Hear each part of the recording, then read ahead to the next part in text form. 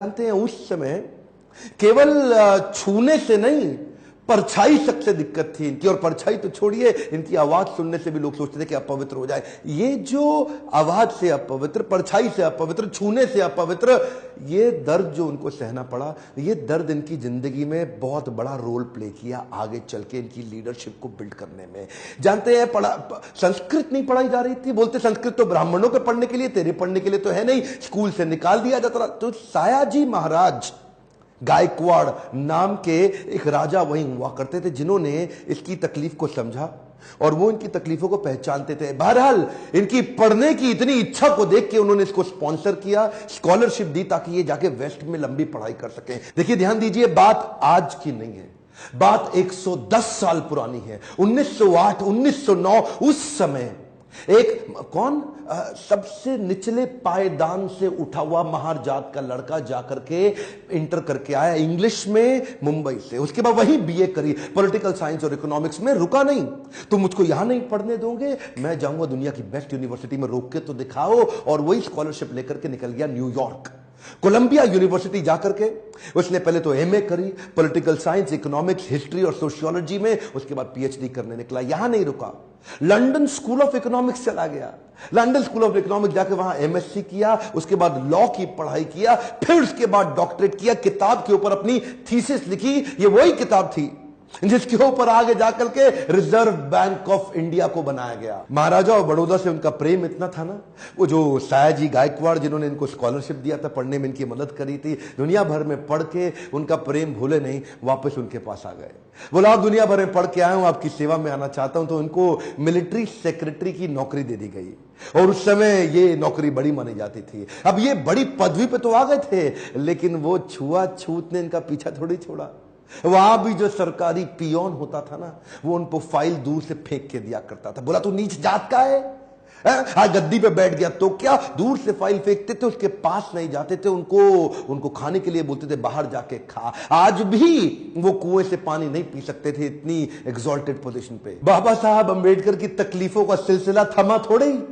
अभी तो रमाबाई जिनसे उनका विवाह हुआ था, उनके साथ उनकी 5 संतानें हुई, लेकिन 4 संतानें एक के बाद एक इलाज की सुविधा ठीक से ना मिल पाने के कारण उनके जीवन से चलती चली गई। 4 बच्चों का देहांत हुआ, 1 बच्चा बचा, लेकिन पत्नी भी आगे चल के लंबा साथ नहीं दे पाई। वो भी लंबी बीमारी के चलते उनका भी देहांत हो गया।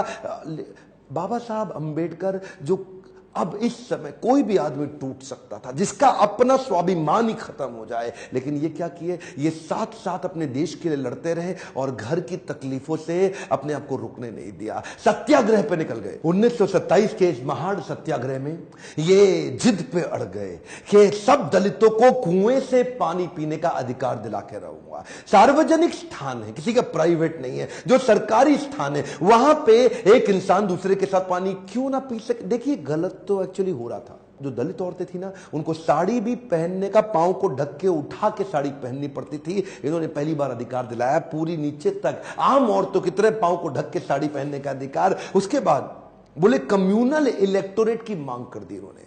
कम्युनल इलेक्टोरेट में ये चाहते थे कि कम्युनिटी के आधार पे हमारी वोटिंग की सुविधा अलग हो। उसमें थोड़ा गांधी जी अड़ गए, क्योंकि गांधी जी जानते थे कि ये अंग्रेज लोग मिल करके हमारी सारी जातियों को तोड़ के अलग कराना चाहते। गांधी जी ने इनको समझाया। देखो क्या बोले अंबेडकर जी, मैं आपको रिजर्वेशन दिला दूंगा, मैं आपको बाकी सब मदद करूंगा, सब करूंगा, लेकिन अलग नहीं करते। अब जातियों के आधार पर अगर देश को अलग किया तो मुझे स्वतंत्रता नहीं मिल पाएगी, मैं अंग्रेजों से लड़ नहीं पाऊंगा, मेरे साथ खड़े होके मेरी ताकत बनो। वो जब अंबेडकर नहीं माने तो गांधी जी ने फिर उनको रिक्वेस्ट की, और उसके बाद अनशन पे बैठ गए गांधी जी। बहरहाल अंबेडकर उस समय उनके सामने बड़ी दुविधा आ गई। वो सोचे, एक तरफ मेरी अपनी जाति के लोग, मैं उनकी मदद करूं, और एक तरफ देश में आंदोलन लड़ रहे हैं गांधी, उनका जीवन, इनके जीवन का त्याग ना हो जाए, कहीं ऐसा जीवन ना खत्म हो जाए। उन्होंने गांधी जी को समझाया, बोला ठीक है, आप अपना अनशन छोड़िए। पूना पैक्ट वहां साइन किया गया, और पूना पैक्ट जब साइन किया, उस समय इन्होंने रिजर्वेशन तो कम से कम कंट्रोल में कर लिया। The evolution of provincial finance in British India नाम की इनकी किताब, द प्रॉब्लम ऑफ रूपी नाम की 2 किताबें, जिसके आधार पे आरबीआई की स्थापना हुई। मैं दोबारा बोल दूं क्या? इन्होंने जो किताबें लिखी उसके आधार पे आरबीआई की स्थापना करी गई। कैन यू इमेजिन, भारत के सबसे निचले पायदान से आया एक यंग लड़का जिसकी कोई मदद करने वाला नहीं, आज उसकी बुद्धि पे आधारित हमारे कॉन्स्टिट्यूशन की स्थापना भी की जाएगी। इनकी ज्ञान, बुद्धि और कौशल का लोहा इंडियन लीडर्स और ब्रिटिश लीडर्स दोनों मानते थे। 1947 में भारत आजाद हुआ और गांधी जी के पास नेहरू अपनी पूरी कैबिनेट की लिस्ट लेकर के आए।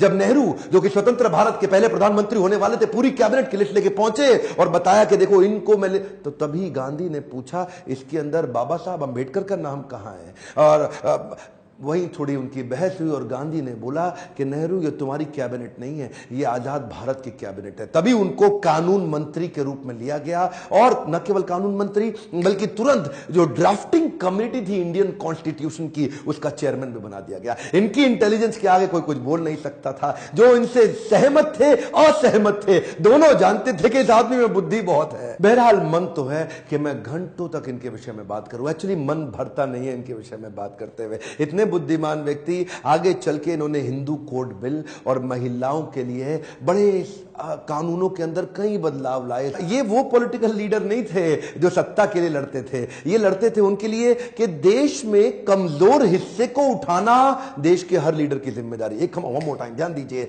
चाहे वो महिलाएं हो, चाहे वो जाति धर्म के आधार पे हो, कमजोर हिस्से को आगे बढ़ाना, सपोर्ट करना, तभी देश आगे चलेगा। खुशहाली आएगी तो फायदा सबका होगा। कम ऑन, ध्यान दीजिए, पूरे देश में खुशहाली आएगी तभी फायदा सबका होगा। इनकी भाषा में, इनके भाषण में, इनकी चर्चा में, इनके आचरण में, इनकी किताबों में और ड्राफ्टिंग कमेटी में चेयरमैन होते वक्त कॉन्स्टिट्यूशन को लिखने में सहनशीलता लगातार दिखती रही। अहिंसा परमो धर्म, बौद्ध धर्म को अपनाने लगे।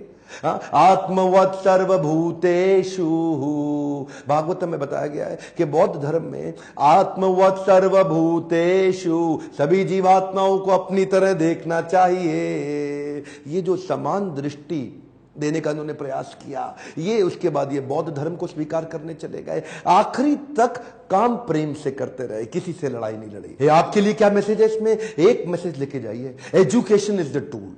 पूरी जिंदगी में सबसे निचले कमजोर तबके को उन्होंने उस एजुकेशन के बल पे तो खड़ा किया। ये लगातार जो पढ़ते रहे लोग, इनके सामने चुप, इनकी एजुकेशन के चलते तो हो जाते थे। कोलंबिया यूनिवर्सिटी आगे चल के इनको number 1 scholar in the world की उपाधि से नवाजा गया। देश ने इनको भारत रत्न दिया। एक बात समझ लीजिए, इनके बराबर लीडर पृथ्वी में गिनती की होते हैं, परसेंटेज में नहीं होते। लर्निंग क्या है? Education is the tool. Entertainment के तो बहुत चैनल होंगे यूट्यूब पे, पर मैंने एजुकेशन का चैनल बना है, कोई एंटरटेनमेंट नहीं है इधर। और देश को भीमराव रामजी अंबेडकर के विषय में एजुकेट करना, उनके संघर्ष के बारे में बताना मेरी आपकी पूरे देश की जिम्मेदारी है। बताइए तो सही लोगों को कैसे संघर्ष से उठ के खड़े हुए हैं। शेयर करिए वीडियो, जिसको हो सकता है, जिसको इंस्पिरेशन मिल सकती हो, कमेंट बॉक्स में बताइए। अगर किसी और लीडर का वीडियो देखना चाहते हैं, लाइक करिए। अगर थोड़ा भी वीडियो पसंद आया, जितने लाइक उतना मेरा उत्साह बढ़ेगा। बताइए कि आपको कैसा लगा ये वीडियो। सब्सक्राइब करिए, बेल आइकॉन हिट करके दूसरों से भी करवाइए मेरे साथ जुड़े रहने के लिए। प्रेम पूर्वक हर बार की तरह